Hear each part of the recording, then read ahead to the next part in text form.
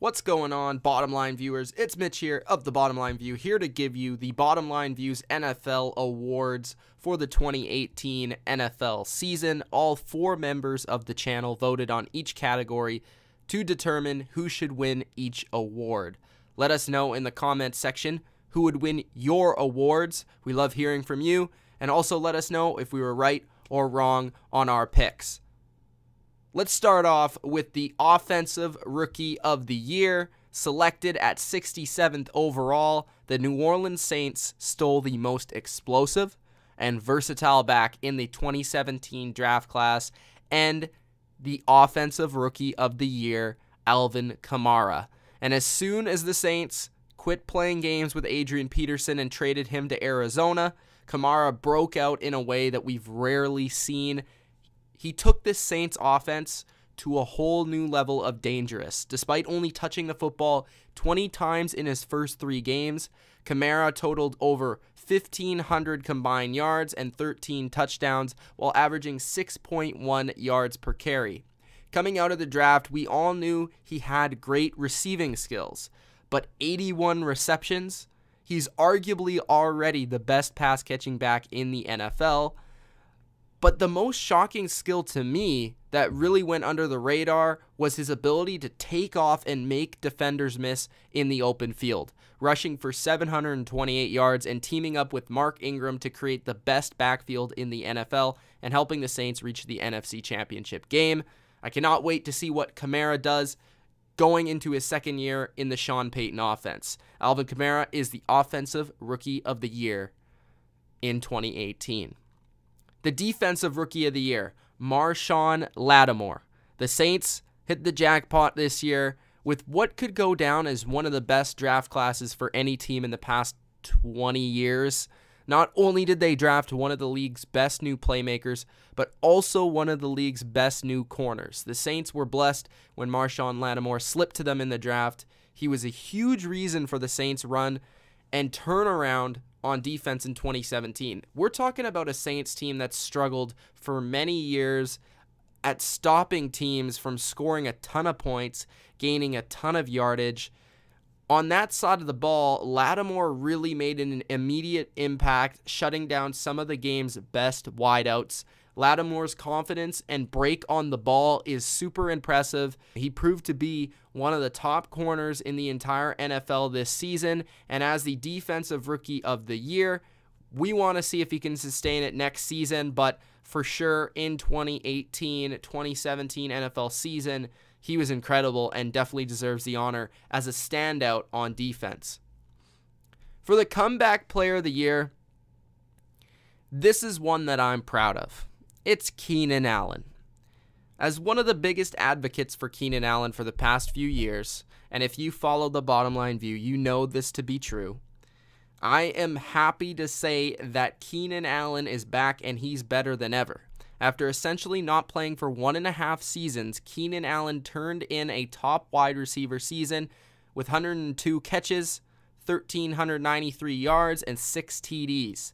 Becoming once again Phillip Rivers' go-to guy and really the only receiver on the Chargers that's reliable.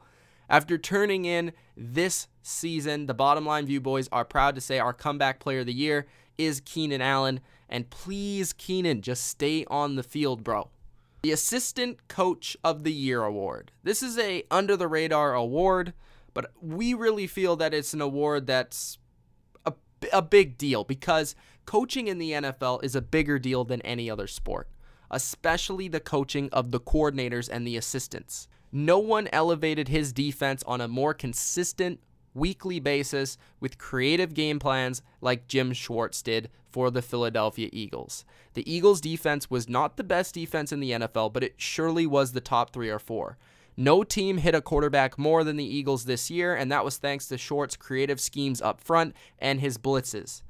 While also remaining a stout defense against the run, that's pretty incredible to have a great pass rush, but also be very good against the run. So ranking first against the ground game and also 4th in both points and yards, Schwartz did an amazing job all year as the DC for the Eagles.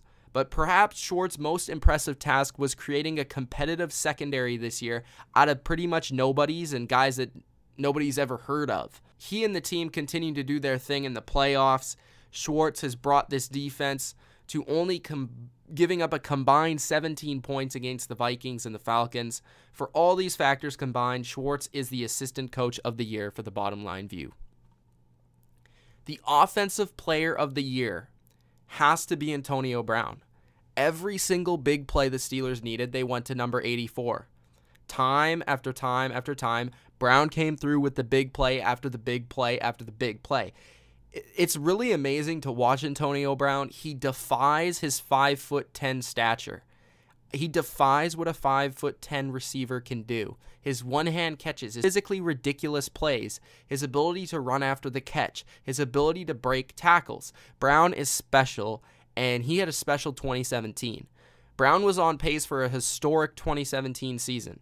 His injury put a halt to that, but it doesn't really diminish what he did week in and week out. He was unstoppable, and he was the most consistent offensive player week in and week out this season, and the best receiver in the game, no doubt about it. In 14 games, Brown caught 101 balls for 1,533 yards and 9 TDs for his 5th straight 1,000-yard season. For Brown's dominance, we believe he deserves the Offensive Player of the Year the most. Defensive Player of the Year. When you talk about Defensive Player of the Year, you also talk about, okay, who is the best defense this season? And oftentimes, that's where the award goes. When the Jags signed Calais Campbell this offseason, you knew he was going to be a force. But really a career year this year in 2017 with 14.5 sacks, 3 forced fumbles, and 67 tackles. But even those stats really don't do Campbell's disruptive season justice. He led and transformed this young Jags defense that everybody thought was good to an absolute force, and in my opinion, the best defense in the NFL. Campbell's ability to play defensive end, defensive tackle, and just F up plays on a regular basis was impressive to watch and worthy of the Defensive Player of the Year. The Coach of the Year. This is a story, because before the season, Coach Doug Pederson was ranked as the 32nd best head coach in the NFL. In other words, ESPN ranked Pederson as the worst head coach in the league. Man, they were wrong for sure, because this season, Doug Pederson has been awesome. He's not only managed to get the most out of his players, but he has created a system and a dynamic within the Eagles locker room that you have to say is pretty special. Pederson ramped up his game really once Carson Wentz went down, but they became an even better team because of it. He created better, more creative game plans. Like every great coach, Pederson has adapted to every injury that's come his way, whether it was Peters, Sproles, or Wentz, whoever, Pederson adapted. And in my opinion, the most impressive thing about Pederson's season is that there have been no highs, there have been no lows. The Eagles never really have had one bad game. Sure, they've lost at times, but they've never had a stinker, and even when they've lost, they've been able to bounce back stronger. Pederson isn't the best coach in the NFL, but he's had the most consistent and impressive season this year. In the MVP conversation, there's been one constant this season, and that one constant has been Mr. Thomas Edward Patrick Brady Jr. Tom Brady is the only quarterback who finished top 3 in yards, completion percentage, touchdowns, and quarterback rating. Whether it be injuries, depth, or a media circus regarding a health guru, TB12 is going to lead his team to victory while bouncing back from whatever struggles the team may face. He is the steady guiding hand that Patriot players and fans rely on. In a year void of a dominant runaway candidate, Carson Wentz went down, Antonio Brown went down, Todd Gurley, emerged as a candidate. But really, Tom Brady is the surefire MVP. Because of his consistency, because of his great numbers, because of his leadership of the league's best team. All of this without his favorite and most reliable target, Julian Edelman. So enough with all the games. Tom Brady is the NFL MVP for 2017. And that's the bottom line, because the Bottom Line View said so. Tom Brady is the MVP. And those are our NFL awards for the 2017-2018 NFL season. I hope you guys enjoyed this video. If you did, hit the like button, subscribe to the channel for more NFL content. We put an NFL video basically out every single day. A lot more coming as we approach the Super Bowl. It's Mitch again. Hope you enjoyed. Peace out.